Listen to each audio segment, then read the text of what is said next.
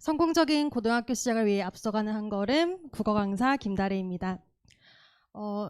김영준에서 이제 오랫동안 고등부 강사를 하다가 지금 세움학원에서 이제 국어를 가르치고 있습니다. 지금 이제 설명을 좀 드릴 텐데요. 사실 중3 이 여름방학 중3 설명회 할 때 가장 많이 강조하는 것은 국어 해야 됩니다. 이거를 정말 많이 강조를 하게 되는데 제 남편도 국어 강사거든요. 과 선배인데 제가 꼬셨어요. 그래가지고 이제 국어 강사에서 한참 이제 설명을 하는데 첫 번째 이제 순서여가지고 밖에서 이렇게 대기를 하면서 학부모님들 보고 있었대요. 그랬는데 이제 보는데 어떤 학부모님이 이제 봉투에서 딱 꺼낸 다음에 국어? 영어? 수학. 그러니까 이 학부모님들께서 지금 입시를 좌우하는 게 국어야. 국어 되게 어려워졌대. 수능 국어 너무 어렵대. 라는 걸 많이 들으셨음에도 중학교 3학년 때 우리 아이들이 국어를 잘했기 때문에 일단 영수가 더 급하지. 그래서 이게 국어가 어렵다는 말은 들었지만 일단 선방에 올려놓으신 학부모님들 너무 많으시거든요. 근데 이게 고1 올라가게 되면 5길 올라가서 첫 3월 모의고사 때, 그 다음에 첫 중간고사 때 아이쿠 하시는 어머님도 너무 많으세요. 너무 많으시고 이제 그때 가서 한번 아이쿠 한 다음에 만회하는데 조금 더 시간이 걸린다 이런 말씀을 좀 드리고 싶고요. 제가 언제 한번 학부모님들 대상으로 초등부 어머님들 대상으로 강연을 한 적이 있어요. 강의 커리큘럼을 짜서 강의를 한 적이 있는데 그래서 초1부터 고3까지 국어 교육과정 한번 싹 훑은 적이 있거든요. 그 강의의 이제 제목은 그거였어요. 초등 때 어떤 국어 공부를 해야지 수능 국어를 잘 볼까? 이거였거든요. 그러면서 이제 커리큘럼을 쭉 훑은 적이 있는데 난이도 올라가는 거 좀 말씀드릴게요. 초1에서 초2 조금 올라가고 초2에서 초3 조금 올라가고 이렇게 점진적으로 올라가잖아요. 근데 올라갈 때 이렇게 점진적으로 쭉 올라가는 게 아니라 중3에서 고1 올라갈 때 확 뛰어요. 난이도가 정말 엄청나게 급격하게 뜁니다. 그래서 아이들도 당황하고 어머님들께서도 너무 많이 당황을 하세요. 중3 때 우리 아이는 국어를 잘했고 국어 내신 보면 A 나왔고 국어 그렇게 어렵지 않았던 것 같은데 고1 올라가죠. 그래서 제가 볼 때는 고1 첫 내신, 고1 3월 모의고사, 고1에서 처음 딱 안착을 잘하면 고1에서 고2, 고2에서 고3 또 괜찮아요. 고1에서 공부하는 게 수능 국어에 그대로 나오거든요. 그래서 중3에서 고2 올라간 이 시기에 국어가 너무 어려워지고 국어 공부가 되게 중요한데 이제 어머님들께서는 체감을 못 하시니까 이게 조금 국어가 정말 필요하다 이런 말씀을 아무래도 중3 설명할 때 좀 강조해서 드릴 수밖에 없는 것 같아요. 자, 그럼 이제 어떻게 공부를 해야 될까? 그래서 필요성을 알아서 공부를 하는 친구들 중에서 되게 안타까운 친구들이 많아요. 그러니까 이제 다른 과목도 그렇겠지만 국어 과목에선 특히 잘하려면 지식, 전략, 훈련 세 가지 필요합니다. 지식, 전략, 훈련이 필요하죠. 아마 다른 과목의 공부도 마찬가지일 거예요. 근데 중3 때 이제 국어 공부 시작해야지 문제집을 서서 푸는데 많은 학생들이 지식과 전략은 누락시키고 훈련만 하는 친구들이 굉장히 많아서 그게 아주 쓸모없다는 건 아니지만 생각보다 3년이 굉장히 짧거든요. 이제 이러면 고등학교에 이러면 수능가 정말 이 짧고 다른 과목 해야 될 게 너무 많고 시간이 너무 아까운데 지식과 전략이 누락된 훈련만 하는 공부는 너무나 비효율적인 공부이고 특히 저학년일수록 그러니까 제가 말하는 저학년이라고 하는 건 고1 얘기하는 겁니다. 이제 수능까지 쭉 봤을 때요. 고1일수록 지식 공부와 전략 공부에 치중이 돼야 되는데 이 공부를 누락하고 훈련만 디립다는 친구들이 너무 많아서 제가 지금 설명할 때 강조하고 싶은 거는 국어 정말 어렵고 필요합니다. 그 다음에 훈련만 지식과 전략이 누락된 채 훈련만 하는 공부는 좀 효율적이지 않습니다. 그래서 저한테 이제 보내주신다면 제 국어 수업에서 뭐 할 거냐, 알맹이를 채워나가는 공부를 저는 시킬 거예요. 그래서 그거를 좀 보여드릴게요. 이거는 보이실지 모르겠지만 우리 아이들이 고등학교 1학년 3월 달에 그래서 고등학교 딱 입학하자마자 보는 국어 3월 모의고사입니다. 마르크스 뭐야? 이게 이제 수능에서 그렇게 어렵다는 비문학 지문인데 고3 거 아니고 고1이에요. 고1 게 이렇게 어렵게 나옵니다. 자, 그리고 요즘 아이들의 문제가 뭐냐면은 저는 이제 고스톱식 문제풀이라고 하는데 요즘 아이들이 아무래도 책 안 읽죠.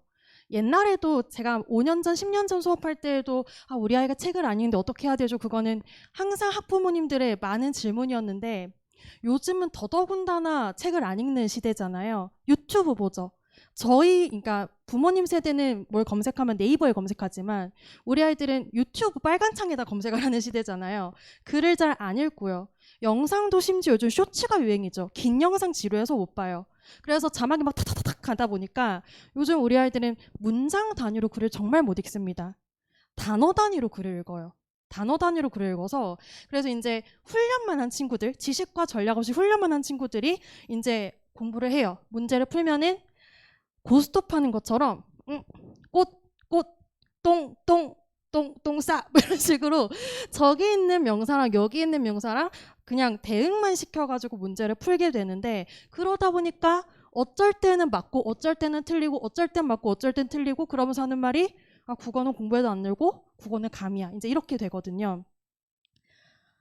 그래서 이제 조금 비효율적인 공부하는 걸 제가 좀 가지고 와봤어요. 사실 이렇게 공부 시도하는 것도 저는 너무 기특하다고 생각을 하는데 이제 문단 요약하는 게 중요하다고 배워서 문단 요약을 해보려고 했는데 이해는 잘 안 됐지만 내 눈에 들어오는 게 마르크스가 뭐의 경제에 대해서 얘기하는 것 같아.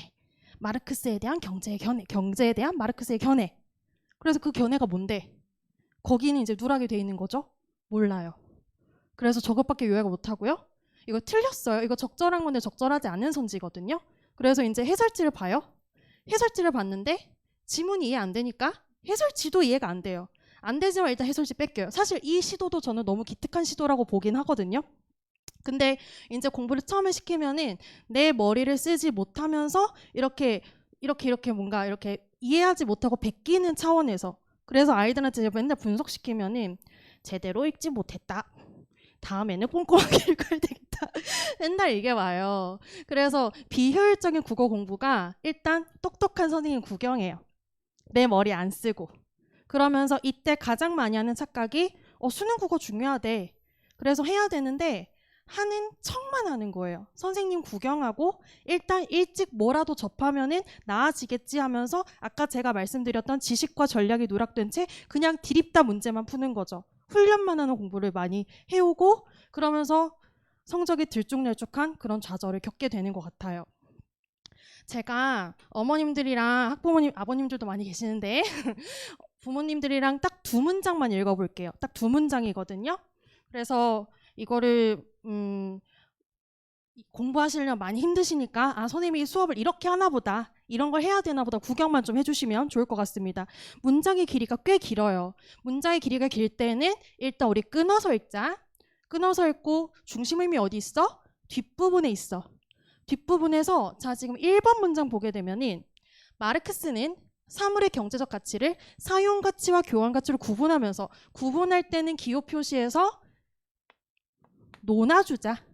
그리고 자본주의 사회에서는 경제적 가치가 교환 가치에 의해 결정된다고 보았다. 1번 문장 뭐 얘기하는 거야? 마르크스라고 하는 인물이 경제적 가치는 뭐에 의해서 결정된다고?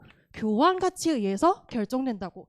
A랑 B 중에서 A 안 쓰고 B만 쓸 거래. 오키. 자 그리고 2번 문장으로 내려와 보자. 2번 문장으로 내려오면은 사용 가치는 또 나왔네.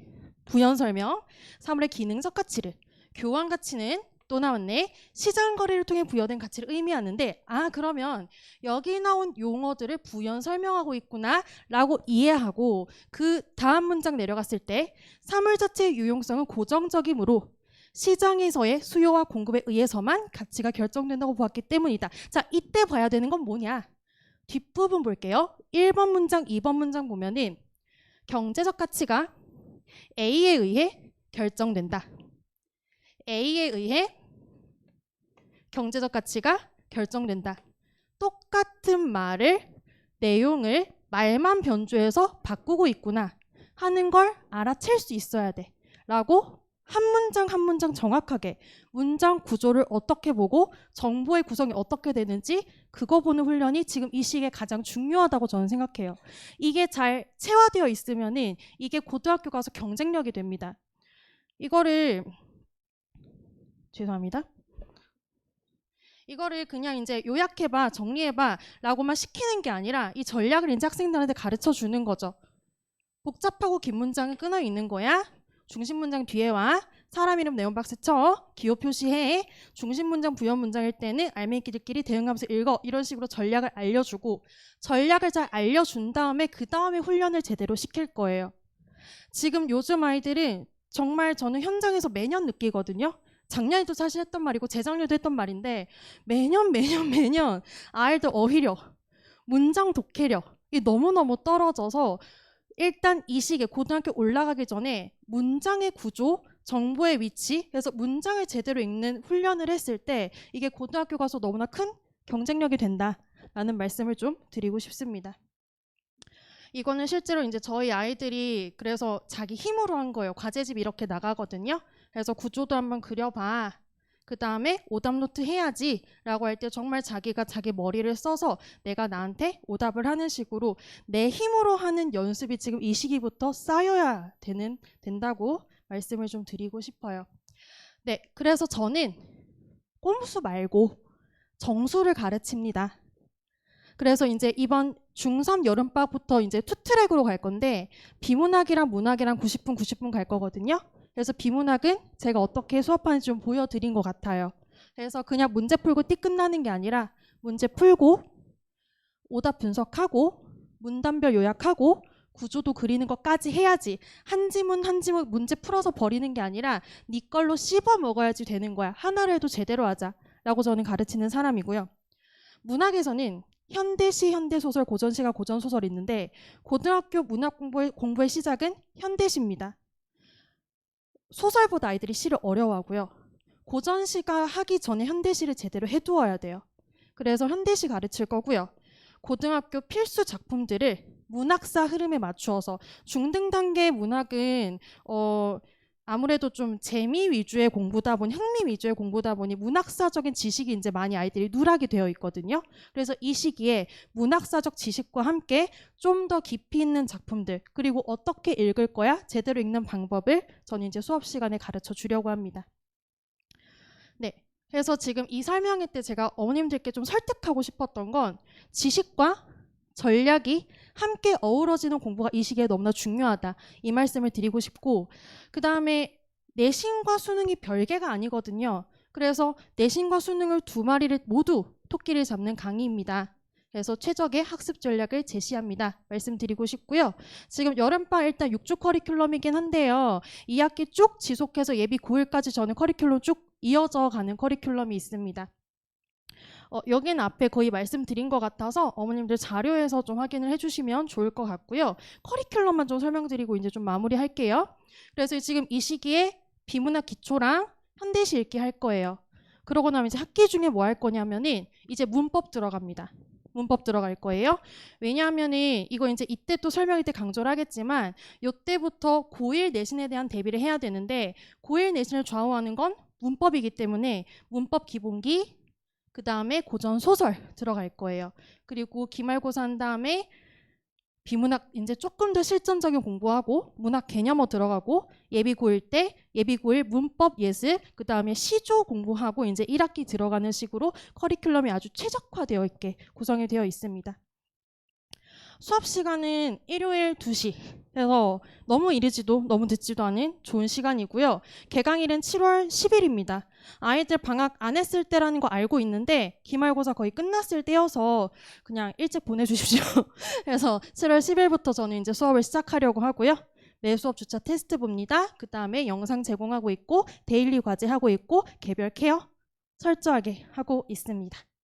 네, 제가 준비한 설명은 여기까지입니다. 혹시 질문 있으시거나 궁금하신 사항 있으면 얘기해 주세요. 없으시면 네. 숙제양은 이게 제가 문제만 주는 게 아니라 프랙티스까지 주는데 시간 단위로 말씀을 드리면은 일주일에 한 2시간 정도 분량, 2~3시간 정도 분량이 이제 나가고 있습니다. 네, 그럼 들어주셔서 감사합니다. 여기까지 하겠습니다.